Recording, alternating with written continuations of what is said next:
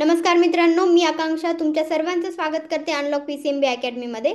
तर आपण स्टार्ट केलेल्या सेल या चॅप्टरमध्ये आज आपला 8वा क्लास आहे आणि या क्लासमध्ये आपण शिकणार आहोत transport across the cell membrane, म्हणजेच प्लाझ्मा मेम्ब्रेन थ्रू ट्रान्सपोर्ट कशा प्रकारे होतं, मॉलिक्यूलचं ट्रान्सपोर्ट कशा प्रकारे होतं हे आपण डिटेलमध्ये शिकणार आहोत. त्यामध्ये आपण डिफ्युजन पाहणार आहोत, फॅसिलिटेड डिफ्युजन आणि ऑस्मोसिस सुद्धा. या सर्व गोष्टींना आपण आज शिकणार आहोत. तर व्हिडिओला शेवटपर्यंत नक्की पहा आणि नोट्स वगैरे प्रॉपर बनवून घ्या, कारण इथं एक ना एक गोष्ट तुम्हाला मेन्शन केलेली आहे. Okay, so Y transport is needed. सर्वात आधी आपल्याला पाहायचे की ट्रान्सपोर्ट का गरजेचं आहे. एखादी सेल आहे, ओके, जर एखादी सेल आहे, एखाद्या सेलमध्ये ट्रान्सपोर्टची गरज कशा प्रकारे असते, का असते, तर हे तुम्ही पाहू शकता. हे काय आहे, सेलेक्टिव्हली परमिएबल असलेलं काय, प्लाझ्मा मेम्ब्रेन. प्लाझ्मा मेम्ब्रेनचं हे कव्हर आहे सेलच्या वरती, सेलेक्टिव्हली परमिएबल आपण ज्याला म्हणतो. नंतर ट्रान्सपोर्ट हेल्प्स इन. आता ट्रान्सपोर्टची गरज का पडली, सेलमध्ये काही गोष्टी तयार झालेल्या असतात किंवा सेलमधलं काही वेस्ट मटेरियल असतं जे सेलच्या बाहेर टाकून देणं गरजेचं असतं, किंवा बाहेरच्या गोष्टी सेलमध्ये आणणं गरजेचं असतं. तर त्यासाठी ट्रान्सपोर्टची गरज आपल्याला भासली. इथे पहा, इनटेक ऑफ न्यूट्रियंट सेलमध्ये पाठवणं. आता सेलच्या आतमध्ये न्यूट्रियंट पाठवण्यासाठी ट्रान्सपोर्ट लागतं. रिमूव्हल ऑफ वेस्ट, सेलमध्ये तयार झालेला वेस्ट मटेरियल बाहेर टाकणं, त्यासाठी सुद्धा ट्रान्सपोर्टची गरज असते. एक्सचेंज ऑफ गॅसेस, जसं की ऑक्सिजन, CO2 या दोघांचं एक्सचेंज होतं. सेलमधनं बाहेर पडणारा CO2, सेलच्या मध्ये आपण रेस्पिरेशन थ्रू घेतलेलं ऑक्सिजन, ब्रीदिंगनी केलेलं ऑक्सिजन मध्ये येणं, सेलपर्यंत जाणं, तर हे सुद्धा ट्रान्सपोर्टमध्ये येतं, एक्सचेंज ऑफ गॅसेसमध्ये येतं. तर आपण जाणून घेऊया एक्झॅक्टली हे कोणत्या प्रकारे वर्क करतं. सर्व काही गोष्टी आपण डिटेलमध्ये शिकणार आहोत. नेक्स्ट पाहूया, type of transport across the membrane. आता या मेम्ब्रेनचे टाईप्स काय आहेत, मेम्ब्रेन ट्रान्सपोर्ट कशा प्रकारे होतं, किती टाईपनी ट्रान्सपोर्ट होतं आपण शिकणार आहोत. So there are 2 type of transport, that is the passive transport, next is the active transport. So what exactly the passive transport. Passive transport म्हणलं की एनर्जी इथं नसते, कुठल्याही प्रकारच्या एनर्जीची गरज इथं भासत नाही. Movement is along the concentration gradient, म्हणजे अलॉंग म्हणजे काय, सोबत. लिहून घ्या, ज्यांना माहिती नसेल त्यांनी लिहून घ्या. अलॉंग म्हणजे सोबत. जिकडं कॉन्सन्ट्रेशन ग्रॅडियंट जास्त असेल त्याच्याकडनं कमी असलेल्या ठिकाणी काय होतं, मूवमेंट होती. कशाची मूवमेंट होती, मॉलिक्यूलची मूवमेंट होती. For example diffusion, फॅसिलिटेड diffusion and osmosis, या तिन्ही गोष्टी हाय कॉन्सन्ट्रेशन टू लो कॉन्सन्ट्रेशन जातात. फॉर एक्झाम्पल इथं खूप जास्त मॉलिक्यूल आहेत आणि ही एक रूम आहे समजा, आणि ही दुसरी रूम आहे आणि इथं कमी आहेत, तर ऑब्विसली मॉलिक्यूलचा फ्लो कुठं जाणार, हाय टू लो जाणार. कळालं. तर याला म्हणतो आपण डिफ्युजन. नंतर आहे ॲक्टिव्ह ट्रान्सपोर्ट. ॲक्टिव्ह ट्रान्सपोर्टमध्ये काय येतं, रिक्वायर एनर्जी. आता आपण पाहिलं की पॅसिव्ह ट्रान्सपोर्टमध्ये कुठल्याही प्रकारच्या एनर्जीची गरज भासत नाही, पण ॲक्टिव्ह ट्रान्सपोर्टमध्ये एनर्जी द्यावी लागते in the form of ATP, that is adenosine triphosphate. Movement is against concentration gradient. हे एक खूप मोठा डिफरन्स आहे. इथं आहे अलॉंग, इथं आहे अगेन्स्ट. आपण म्हणतो की मी याच्या अगेन्स्टमध्ये गेले, मी त्याच्या अगेन्स्टमध्ये गेले, जस्ट लाईक दॅट. अगेन्स्ट म्हणजे आपलं एक नॉर्मल आहे, काय मूवमेंट कशी होते बाबा, हाय टू लो होते. पण याला सोडून जर मूवमेंट लो टू हाय होत असेल तर आपण म्हणतो की अगेन्स्ट कॉन्सन्ट्रेशन ग्रॅडियंट मूवमेंट झाली, that is the low to high. Okay, note down करून घ्या. Always use carrier protein pumps. तर याला आता लो टू हाय जाण्यासाठी एनर्जी द्यावी लागते. फॉर एक्झाम्पल तुमच्या घरची बोरवेलसाठी सुद्धा एनर्जी द्यावी लागते. आपोआप पाणी वर येतं का, नाही, तर तिथं मोटर तर बसावीच लागते, त्यामुळे पाणी वर येतं. आपण या सर्व गोष्टी डिटेलमध्ये शिकणार आहोत. नेक्स्ट आहे आपला पॅसिव्ह ट्रान्सपोर्ट. ठीक आहे, ॲक्टिव्ह आणि पॅसिव्ह दोन प्रकारचे ट्रान्सपोर्ट आहेत. तर त्याच्यातलं पहिलं आहे आपल्या, काय आहे पहिलं, passive transport, movement of substance without energy. आपण आधीच पाहिलं, इथे कुठल्याही प्रकारची एनर्जी लागत नाही. सेलमध्ये ही फॉर एक्झाम्पल सेल आहे, सेलमध्ये ट्रान्सपोर्ट होण्यासाठी, मॉलिक्यूल येण्यासाठी किंवा बाहेर जाण्यासाठी कुठल्याही प्रकारची एनर्जी लागत नाही. आता हे काय आहे, ही तुमची सेल आहे, हे न्यूक्लियसमध्ये असेल आणि या साईडने सुद्धा सेलच आहे. ओके. आणि हे काय आहे, सिलेक्टिव्हली परमिएबल असलेलं तुमचं प्लाझ्मा मेम्ब्रेन. प्लाझ्मा मेम्ब्रेन आहे, occurs along concentration gradient. For example आता ही सेलच्या बाहेर खूप जास्त काय न्यूट्रियंट प्रेझेंट आहेत. सोल्यूट मॉलिक्यूल न्यूट्रियंट्स सेलच्या बाहेर खूप जास्त प्रेझेंट आहेत आणि सेलमध्ये कमी आहेत.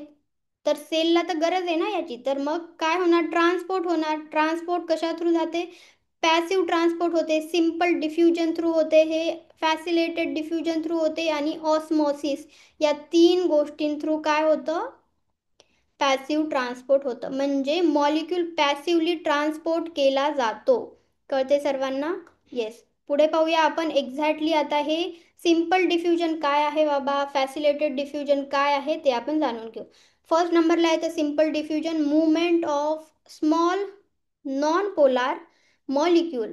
कोणते मुवमेंट आहेत, कोणते मॉलिक्यूल आहेत, स्मॉल आहेत, खूप लहान मॉलिक्यूल. नॉन पोलार म्हणजे पोल म्हणजे अनचार्ज मॉलिक्यूल येतील इथे, ज्याच्यावरती चार्ज प्रेझेंट नाहीये, like O2 CO2 across the membrane. Movement होते मॉलिक्यूलची, लहान मॉलिक्यूलची, नॉन पोलार मॉलिक्यूलची अक्रॉस द मेम्ब्रेन म्हणजे काय, मेम्ब्रेनच्या पलीकडे किंवा आतमध्ये येणं जाणं चालू राहतं. ऑकर थ्रू लिपिड बायलेअर, हे तर आम्हाला माहिती आहे. प्लाझ्मा मेम्ब्रेन कशाने बनलेला आहे, लिपिड बायलेअरनी. याच्या थ्रू काय केलं जातं, मुवमेंट होते. नो कॅरियर नो एनर्जी, ही गोष्ट इम्पॉर्टंट आहे. कुठल्याही प्रकारचं कॅरियर इथं लागत नाही, कुठल्याही प्रकारची एक्सटर्नल एनर्जी इथं लागत नाही.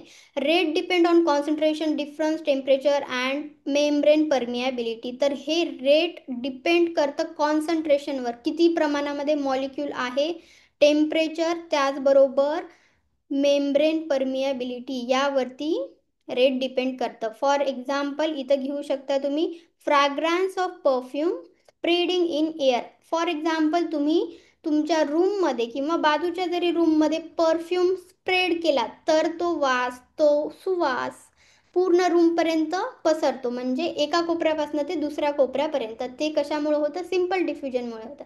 तर हे एक एक्झाम्पल आहे. ओके. पुढे जाऊ आपण. नेक्स्ट आपल्याला पाहायचं आहे फॅसिलेटेड डिफ्युजन काय आहे. फॅसिलेटेड डिफ्युजन काय आहे, molecule move along concentration gradient. हे तर आम्ही पाहिलं, हाय टू लो होतं, हे सुद्धा आम्ही पाहिलं. पण नो ATP यूज, इथंही कुठल्याही प्रकारची ATP यूज केली जात नाही, but they require membrane protein. एक गोष्ट लक्षात ठेवा, simple diffusion without membrane protein होतं, पण इथं प्रोटीनची गरज असते. फॉर एक्झाम्पल इथं दिसते तुम्हाला, इथं एक प्रोटीन प्रेझेंट आहे, याच्या थ्रूच मॉलिक्यूलची देवाणघेवाण केली जाते. But they require membrane protein for transport. ट्रान्सपोर्टसाठी प्रोटीनची गरज असते. आता आपण पाहणार आहोत एक्झॅक्टली कोणते प्रोटीन पाहिजे असतात. नेमके तिथं प्रोटीन असतात 2 प्रकारचे. 2 प्रकारचे म्हणजे कोणते असतील, आता 2 प्रकारचे म्हणजे एक आहे कॅरियर प्रोटीन असतात. क्लिअरली दिसते का हे सर्वांना, एक मिनिट. एक आहे चॅनल प्रोटीन, कलर बदलून घेऊ म्हणजे तुम्हाला दिसून जाईल इझिली. आणि दुसरा आहे कॅरियर प्रोटीन. चॅनल प्रोटीन जे असतात ते चॅनल लाईक असतात. इथे कुठल्याही प्रकारचं कन्फॉर्मेशनल चेंज होत नाही, म्हणजे प्रोटीनमध्ये कुठल्याही प्रकारचा कन्फॉर्मेशनल चेंज होत नाही. तर कॅरियर प्रोटीनमध्ये ते कॅरी करतात प्रोटीनला आणि स्वतःमध्ये चेंज करून दुसऱ्या साईडला मॉलिक्यूलची देवाणघेवाण करतात, मॉलिक्यूल पाठवतात. इथं तुम्ही पाहू शकता, आपण स्टार्टिंगला पाहिलं सिम्पल डिफ्युजन, इथं कुठल्याही प्रकारचा प्रोटीन प्रेझेंट नसल्यामुळे हाय कॉन्सन्ट्रेशन. इथं पहा किती मॉलिक्यूल आहेत, 5, इथं किती आहेत, 2. तर मुवमेंट कुठं होणार, हाय टू लो होणार, 5 कडून 2 कडे मुवमेंट होणार. इथं पण तसंच होणार, इथं पण तसंच होणार. बट डिफरन्स इज की इथं फॅसिलेटेड डिफ्युजन आहे, इथं प्रोटीनची गरज आहे. प्रोटीन 2 प्रकारचे आहेत, कॅरियर आणि channel. High to low transport होते. पुढे आपण पाहू एक्झॅक्टली कॅरियर म्हणजे काय, चॅनल प्रोटीन्स काय असतात ते आपण नेक्स्ट स्लाइडवरती पाहू. ओके. येस. तर channel protein, it form hydrophilic channel across the membrane. याचं काय असतं काम, हायड्रोफिलिक चॅनल फॉर्म करतात अक्रॉस द मेम्ब्रेन. मेम्ब्रेनच्या सभोवताली याचे चॅनल प्रेझेंट असतात. For example this is the membrane and हे चॅनल. आता या चॅनल थ्रूच काय होणार, मॉलिक्यूल आत येतील, बाहेर जातील. Allow specific ions for water molecule to pass. तर वॉटर मॉलिक्यूलसाठी स्पेसिफिक आयन्स असतात, इथं आयन्स असतात. ॲक्वापोरिन्स आपण त्याला म्हणतो. इथं कुठल्याही प्रकारची एनर्जी लागत नाही, ऑलवेज पॅसिव्ह असतात हे. पॅसिव्ह म्हणजे एनर्जी लागत नाही म्हणून काय लिहिलं, ऑलवेज पॅसिव्ह. ही गोष्ट तुम्ही मार्क करून घेऊ शकता. जे चॅनल प्रोटीन असतात ते ऑलवेज पॅसिव्ह असतात आणि जे कॅरियर प्रोटीन असतात ते ॲक्टिवली पण काम करतात काही वेळा आणि पॅसिव्हली सुद्धा करतात. नेक्स्ट पाहू आपण डायरेक्शन. डायरेक्शन काय आहे याची, हाय टू लो. ओके, जास्त कॉन्सन्ट्रेशन कडून लो कॉन्सन्ट्रेशनकडे त्याची मुवमेंट होते. एक्झाम्पल कोणते कोणते चॅनल असतील कडे, आता इथं आयनचे चॅनल असतात. सोडियममध्ये येणं, पोटॅशियम बाहेर जाणं, किंवा पोटॅशियममध्ये येणं, सोडियम बाहेर जाणं, त्याला म्हणतो आपण आयन चॅनल. किंवा कॅल्शियम गेटेड चॅनल असतात. ॲक्वापोरिन, जर पाणी आपल्याला आत बाहेर टाकायचं असेल तर ॲक्वा याचा अर्थ होतं वॉटर. पोर म्हणजे काय, छिद्र, पाण्याचे छिद्र असतात, त्यालाच आपण ॲक्वापोरिन्स म्हणतो. म्हणजे हे चॅनल प्रोटीनचे नाव आहेत. कळालं का सर्वांना एक्झॅक्टली चॅनल प्रोटीन काय आहे ते. आता आपण नेक्स्टली पाहणार आहोत की कॅरियर प्रोटीनचं नेमकं काय काम असतं. It bind with specific molecule, change their shape, transport molecule across the membrane. Okay, एक minute. Yes, it bind with specific molecule. For example एखादा मॉलिक्यूल तिथे आला, आता ही सेल आहे, सेलमध्ये एका या मॉलिक्यूलला एंटर करायचे, मध्ये जायचे, तर इथं प्रेझेंट आहेत कोण, कॅरियर प्रोटीन. हे मॉलिक्यूल येणार या कॅरियरवरती बसणार, तर हे याच्यामध्ये कन्फॉर्मेशनमध्ये चेंज आणणार, चेंज आणून हे मॉलिक्यूल मध्ये जाणार. म्हणजे आपण नेक्स्ट स्लाइडमध्ये पाहणार आहोत की एक्झॅक्टली कन्फॉर्मेशन चेंज काय होतं ते. पॅसिव्ह ऑर ॲक्टिव्ह, जसं मी आधी बोलले की पॅसिव्ह आणि ॲक्टिव्ह दोन्ही प्रकारचं कॅरियर प्रोटीन्स असतात, दोन्ही प्रकारचे काम करतात. ATP घेऊन सुद्धा काम करतात आणि विदाऊट ATP, विदाऊट एनर्जी सुद्धा पॅसिव्हली काम करतात. It highly specific each carrier for one molecule type, म्हणजे प्रत्येक मॉलिक्यूलसाठी वेगवेगळ्या प्रकारचे प्रोटीन असतात, स्पेसिफिक असतात मॉलिक्यूलसाठी. डायरेक्शन आम्हाला माहितीच आहे, डिफ्युजनची डायरेक्शन ते काय असतं, फॅसिलेटेड डिफ्युजनची काय असते. फॅसिलेटेडमध्येही चॅनल पाहिलं, कॅरियर पाहिलं, सर्वांची काय डायरेक्शन आहे, हाय टू लो आहे. ओके, आणि फक्त ॲक्टिव्ह ट्रान्सपोर्टमध्ये डायरेक्शन काय असणार, लो टू हाय असणार, because they flow against the concentration gradient. It show saturation kinetics. Example पाहूया, glucose transport by GLUT protein. GLUT नावाच्या प्रोटीननी ग्लुकोजचं ट्रान्सपोर्ट होतं. फॉर एक्झाम्पल इथं प्रोटीन प्रेझेंट आहे ग्लूट, ग्लुकोज मॉलिक्यूल आला, याला बाइंड होतं, कन्फॉर्मेशनल चेंज होतं आणि ग्लुकोजमध्ये पाठवलं जातं. अमिनो ॲसिड ट्रान्सपोर्ट सुद्धा अशाच प्रकारे केलं जातं. हे तुम्ही लक्षात ठेवू शकता, कॅरियर प्रोटीन थ्रू कशा प्रकारे ट्रान्सपोर्ट होतं, काही नाही, सर्व काही गोष्टी. नेक्स्ट आहे types of carrier mediated transport. आता आपल्याला पाहिजे की एक्झॅक्टली कोणत्या कशा प्रकारे ट्रान्सपोर्ट केलं जातं, कॅरियरमध्ये कशा प्रकारे ट्रान्सपोर्ट होतं. पहिला आहे युनिपोर्ट, दुसरा आहे सिम्पोर्ट, तिसरा आहे अँटीपोर्ट. युनी याचा अर्थ होतो वन, सिम याचा अर्थ होतो सेम, अँटी याचा अर्थ होतो विरुद्ध किंवा अपोजिट म्हणू शकता तुम्ही, अपोजिट. ओके, युनिपोर्ट वन म्हणलं, one molecule move in one direction, एका डायरेक्शननी एक मॉलिक्यूल जातो. ओके, आता ही सेल समजा. Symport two molecule move in same direction, दोन मॉलिक्यूल सेम डायरेक्शनमध्ये मूव करतात. तिसरं आहे antiport, two molecule move in opposite direction, अँटीपोर्टमध्ये दोन मॉलिक्यूल अपोजिट डायरेक्शननी मूव करतात. जर एक आत येत असेल तर दुसरा बाहेर जाणार. तर याचं एक्झाम्पल आहे, युनिपोर्टचं एक्झाम्पल आहे glucose transport through GLUT protein, Na plus plus glucose cotransport, co म्हणजे याचा अर्थ होतो सेम, म्हणजे दोन्हीही एकाच दिशेने जातात. एक्झाम्पल आहे अँटीपोर्टचं Na आणि K प्लस. Na आणि K प्लस कशा प्रकारे, हे जर Na आत येत असेल तर K बाहेर जाणार, म्हणजे तुम्ही पाहू शकता इथे की विरुद्ध दिशेने मॉलिक्यूलचं ट्रान्सपोर्ट केलं जात आहे, त्यामुळे ते कशामध्ये येतात, अँटीपोर्टमध्ये येतात. इथे पहा एक्झॅक्टली तुम्ही डायग्राम पाहून घेऊ शकता की कशा प्रकारे ट्रान्सपोर्ट केलं जातं. इथे युनिपोर्टमध्ये पहा, इथं मॉलिक्यूल आहेत, हाय टू लो मुवमेंट होते, दिसते आम्हाला इथं 5 मॉलिक्यूल आहेत, इथं 2 मॉलिक्यूल आहेत, हाय टू लो मुवमेंट झाली. युनिपोर्टमध्ये एकाच डायरेक्शननी मुवमेंट दिसते तुम्हाला, पहा फक्त एकाच डायरेक्शननी. सिम्प म्हणजे सेम, मी म्हणलं सेम डायरेक्शन, सेम डायरेक्शननी मुवमेंट होते इथं. अँटीपोर्टमध्ये अँटी अपोजिट डायरेक्शननी, एक मध्ये येते तर एक बाहेर जाते. तुम्ही पाहून घेऊ शकता हे. एक्झॅक्ट डायग्राम इथे मी तुम्हाला दिलेली आहे. नेक्स्ट आपल्याला पाहायचे ऑस्मॉसिस. ठीक आहे बाबा, आम्ही डिफ्युजन पाहिलं, फॅसिलेटेड डिफ्युजन पाहिलं, त्यामध्येही आम्ही कॅरियर प्रोटीन पाहिले, अजून चॅनल प्रोटीन पाहिले. आता आपल्याला पाहायचे एक्झॅक्टली ऑस्मॉसिस कशा प्रकारे असतं आणि ऑस्मॉसिस काय असतं. डिफ्युजन ऑफ वॉटर, वॉटरचं दुसरं नाव तुम्ही इथं म्हणू शकता सॉल्व्हंट. लिक्विड पदार्थाचं डिफ्युजन होणे त्याला म्हणतात osmosis. So osmosis is the special kind of diffusion, डिफ्युजनचाच पार्ट आहे osmosis. Through semi permeable membrane, semi permeable membrane through होतं. काय?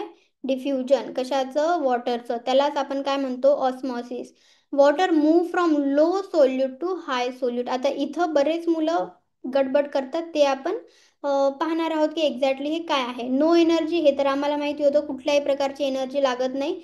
एक्झाम्पल पहा याचे, water enter roots of plant. एखादं प्लांट असेल तर प्लांटच्या रूटमध्ये पाणी जाणं, ते एक एक्झाम्पल आहे कशाचं? ऑस्मोसिसचं. कुठल्याही प्रकारची एनर्जी लागत नाही. Resin swell in water.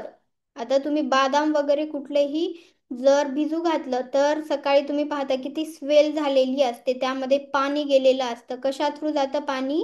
Osmosis through.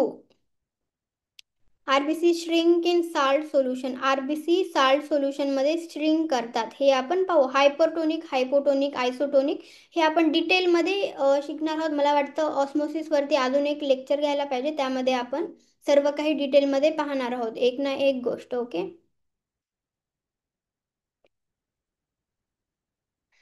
Yes, next मी तुम्हाला समजून सांगणार होते की एक्झॅक्टली सोल्यूट, मॉलिक्यूल, सॉलिड. तिथं मागच्या या स्लाइडमध्ये एक गोष्ट दिलेली होती, एक मिनिट आपण ड्रॉ करून सांगू.